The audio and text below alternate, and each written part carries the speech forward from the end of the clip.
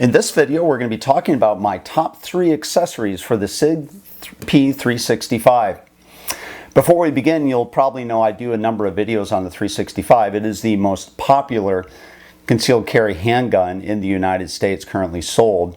It has also become my everyday carry gun, especially for 9mm. It's lightweight, slim, accurate, high quality, very shootable. It's also highly modular, as we've talked about before. You can remove the trigger group, which is the only serialized portion, and accessorize any way you want to, including things like the Wilson combat grips, which we talk about in another video, which we link to below. And the great thing about the 365 is it's ready to go out of the box with no modifications needed.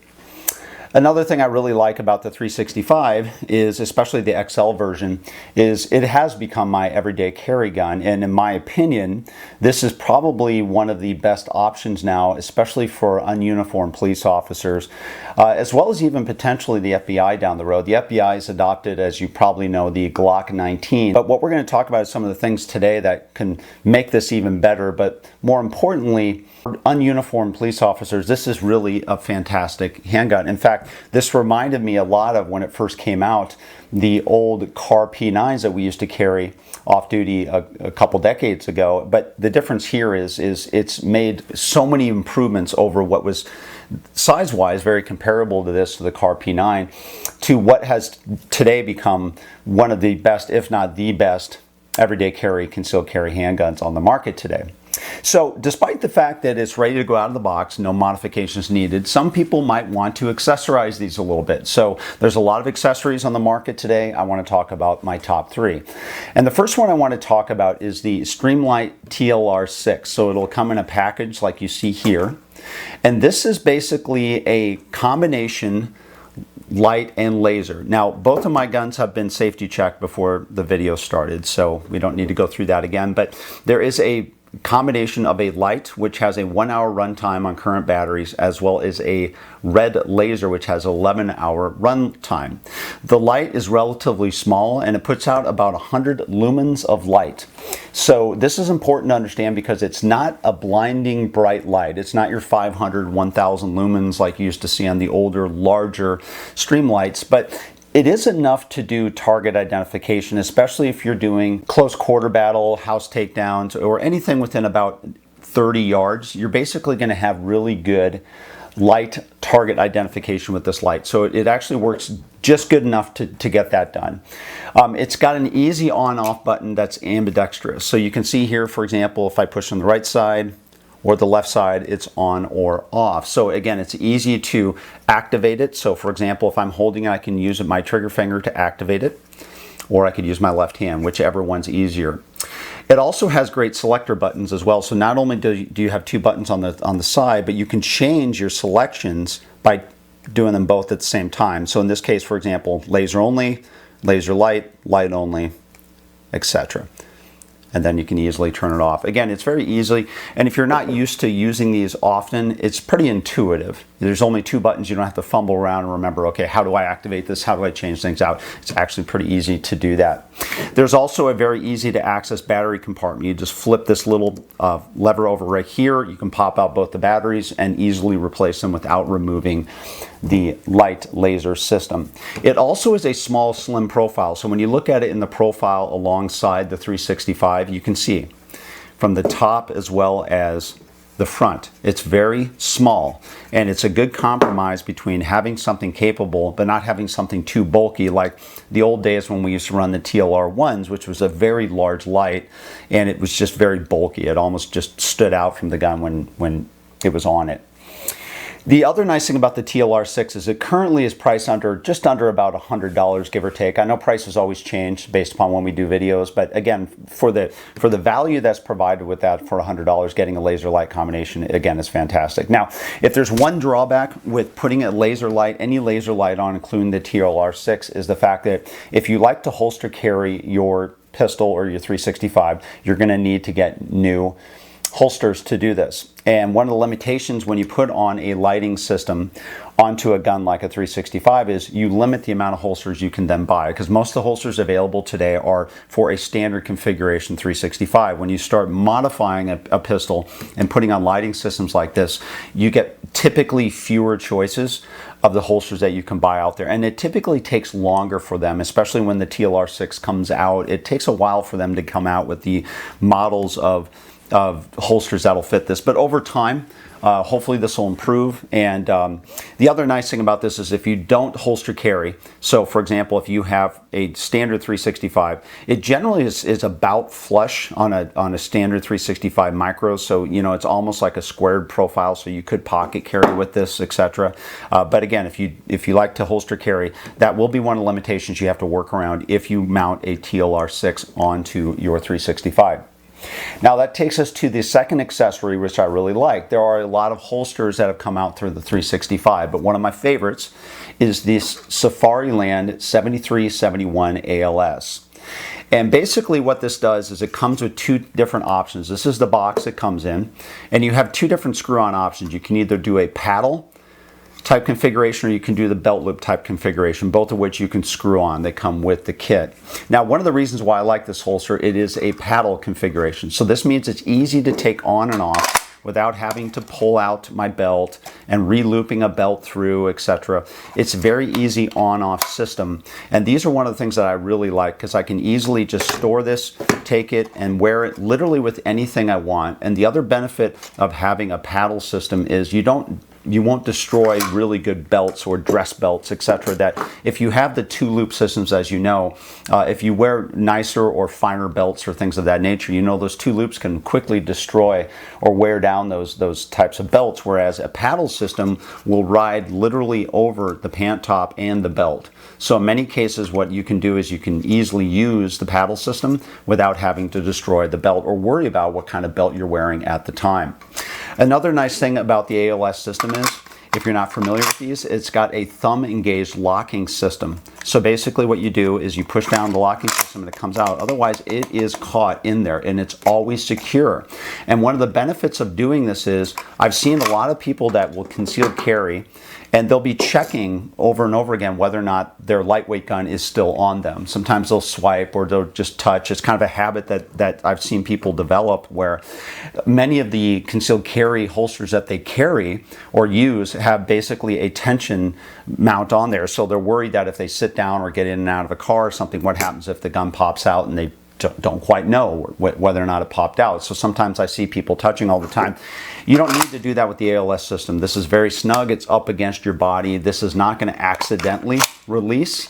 It is always there, so you don't basically need to check. It's that confidence factor with the ALS system, knowing that your gun is always in the holster and it's not coming out until you swipe your finger along with the gun to remove it from the holster.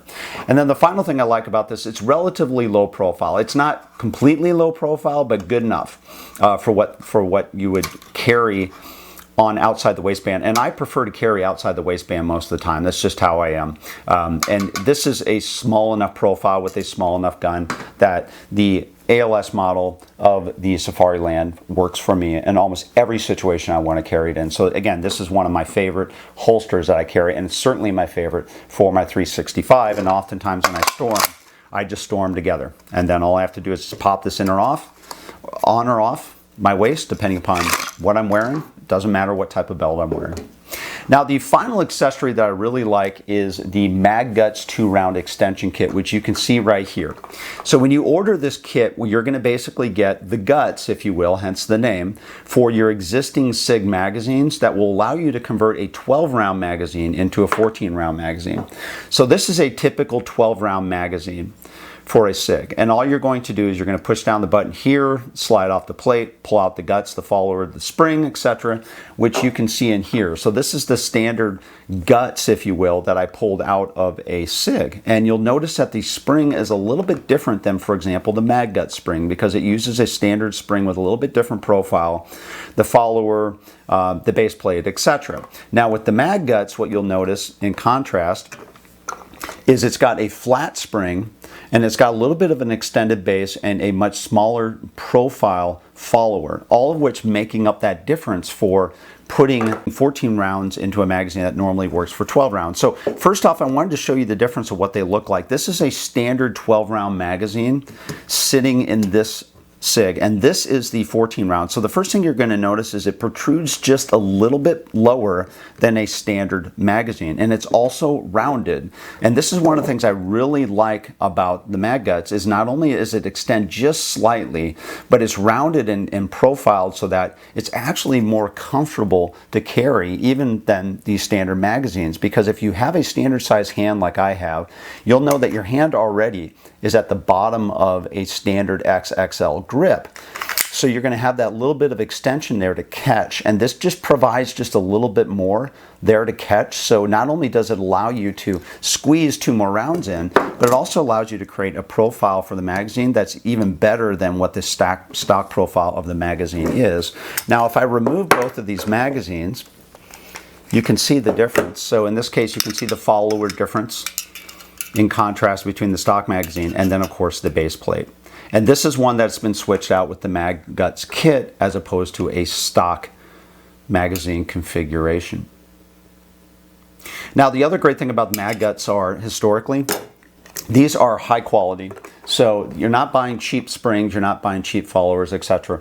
I've used Mag Guts for years in various different configurations, especially for Glocks. They always work great. I really like using them. And the other nice thing is, think about what this does now for a Sig P365. This is a standard Glock 15 round magazine for a Glock 19. And then if you compare the size of the two, you can start seeing the difference between the magazines, right? What does it mean to be able to get 14 rounds into something compared to 15 rounds in a Glock magazine that's traditionally wider, bigger, and taller?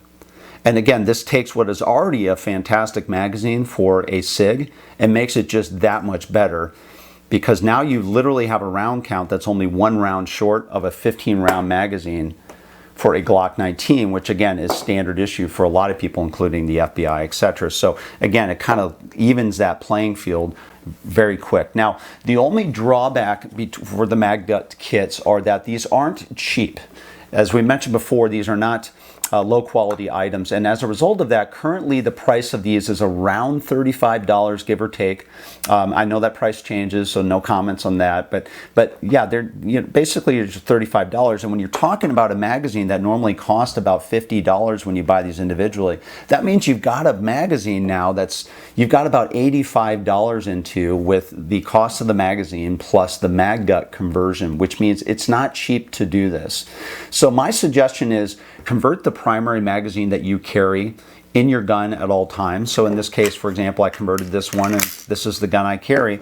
This is the one I'll leave in the gun, and then use your standard like 15 round magazines as your backups, and carry these elsewhere or whatever else you want. But the bottom line is, I don't think you need to convert all your magazines. The main thing is just to convert the one that you're primarily carrying, and then of course you should have extra ones, especially if you buy tac packs, as I've talked about before. You'll have extra magazines, extra 15 rounders, and these you can carry separately and use if you need them in a backup situation.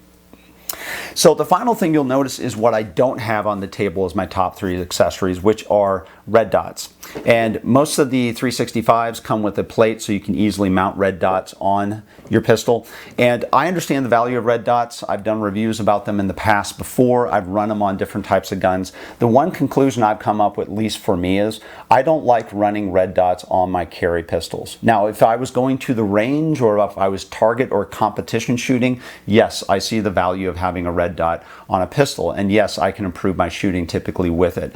But when it comes to a carry pistol, having tried these for a number of different years, I've just come to the conclusion, at least for me, that I don't like running red dots on my carry pistols for various different reasons, and I've leave them off of the 365 as well. And quite honestly, the stock sights on the 365 are excellent anyways, and that's just good enough for what I need, especially for a concealed carry situation. I don't like running red dots. That's why you don't see them on the table here today.